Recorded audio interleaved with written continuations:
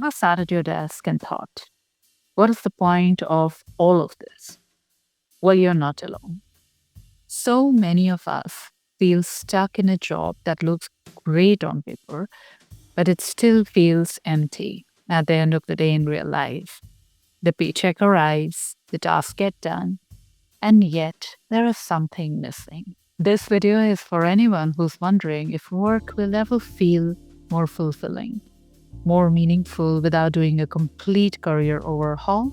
Because yes, it can. And today we are going to talk about that. Today we are going to address that. Today I'm going to show you how that is possible. So let's talk about how we can bring more meaning into your work by looking at your work and approaching it very intentionally using the lens of mindfulness.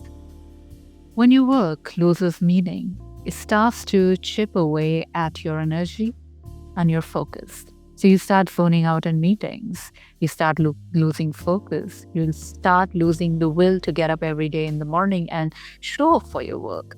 The same work that probably at some point of time felt meaningful or felt thrilling, or you were excited about that job.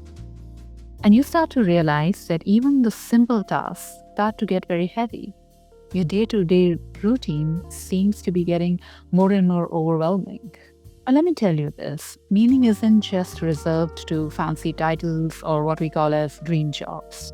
A nurse once told me that the most meaningful part of her job wasn't her saving lives.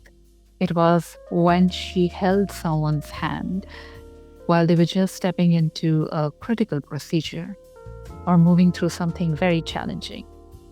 Those were the moments that she really cherished and really brought her joy. Meaning can come from the impact you create, the connection you build, and most importantly, the mindset that you carry towards yourself and your job. So you don't need a different job. You need a different approach. So start with this. What really matters to you? Think of 3 values that you genuinely care about. For example, growth could be creativity or contribution. Now ask yourself, is there any way, even in a tiny way, that my current job allows me to express these? Let's say you value creativity, but you work in a field which is typically not associated with any creative work, like legal compliance. So one of my clients was in the exact same space. She was constantly reviewing policies and procedures and felt like there was no creative expression. She really felt it was monotonous. So during our coaching, we explored how she could bring in a little bit of creative expression into what she did. So she started designing these short visuals on Did You Know? So these were slides that explained complex regulations to other teams in a simple way, visually. And they were super engaging. And the team started looking forward to it because it was simplified. It wasn't a part of her job, but it made the information stick and people started paying attention. The leadership team started paying attention on the initiative because it was helping everyone. And it came from a place that she really felt strongly about. It was a small shift, if you go to see. But the shift allowed her to breathe in a bit of creativity into her existing role. And that was all that she needed. She started looking forward to moving into her day. She realized that the power of bringing creative expression into what she already was doing was really a choice that she got to make every single day. Look, it's very easy to think that you're too junior, you're too overworked, or you're too stuck to make a difference. It doesn't work like that. And you also have to remember that contributing doesn't mean that you have to always lead a revolution. You could start small, maybe mentoring a new hire, maybe volunteering for the DEI task force, or helping a colleague who is running behind on the schedule or on a deadline. I once worked with a client, and it's very interesting. Also, while I worked with her, she felt really disconnected with her work. It felt like she was just logging in and clocking out every day. I suggested that she initiate something simpler to bring in a little more connection with people around her. It was a coffee and clarity call that I suggested. And she approached 2 of her teammates whom she got along with and she liked. And she asked them that if they could spend 20 minutes once a week kind of discussing what's going on. These calls had no agenda.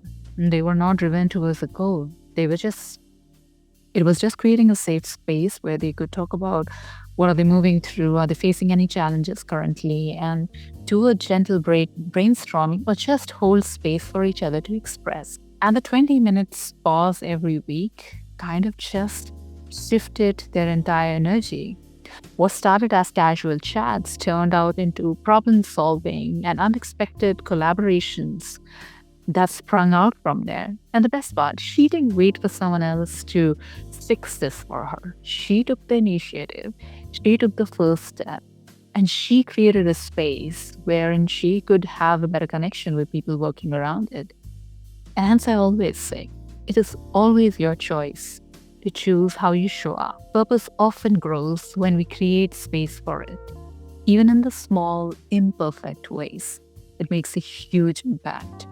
Even repetitive tasks can feel different when you see how they fit into the larger picture. If you're answering customer service emails, you're also representing the voice of the brand or the organization that you work with. If you're working on the back-end logic for a particular code, you're enabling someone's seamless experience. Think about the ripple effect. Don't think small. How does your work support someone in their daily life? How does it make their life easier, better, simpler? Look for cross-team projects, pitch ideas, and remember, if you're feeling underutilized, certainly someone else is noticing that too. I worked with a mid-level project manager and he felt invisible, like he was just executing commands, task after task, but he never really felt like they were doing or adding any value. Now, we talked about what energized him, and he said that he loved simplifying things for others. So I encouraged him to start a cross-functional knowledge sharing session of 30 minutes every week. And in these sessions, he kind of broke down and simplified the products and explained them to the non-tech teams on how it impacted the end user experience, the different features, the different details. That one small move changed everything. It became a huge step in aligning the teams together. The leadership started to pay attention, and soon he landed into a bigger role only because he took that initiative. That he said that, okay, I want to show up for myself and bring to table something more than what's assigned to me. Sometimes asking for more isn't about ambition. It's about aligning what you're good at with what the team needs. Look, some days are just blah, and that's true. But what keeps you going isn't feeling inspired every single day. It is intention. What are you showing up for?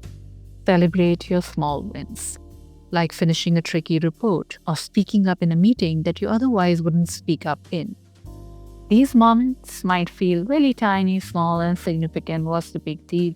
But they compound over time. They create that mindset, that trust that you can do hard things, that you can step up for yourself outside of your comfort zone. And trust me, the sense of fulfillment lies beyond your comfort zone in the growth.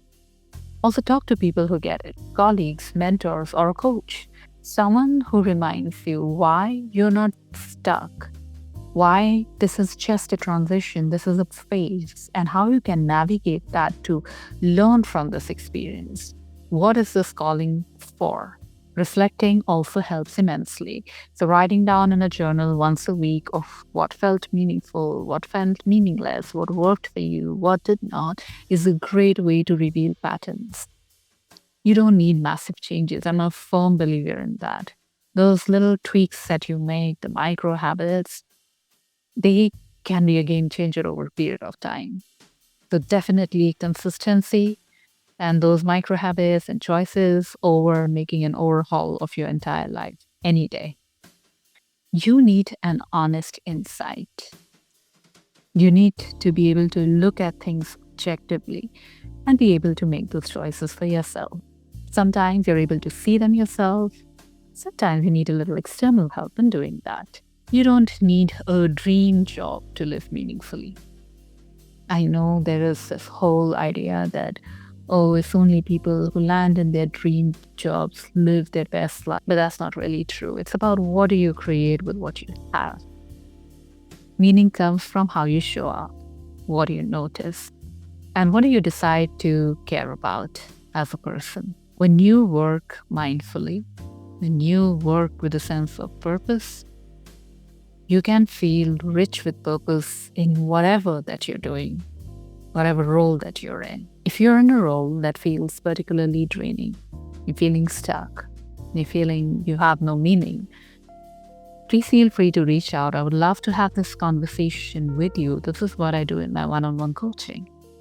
And if you think there's a friend who needs this, who would want to hear this and will benefit from that, please share the video with them.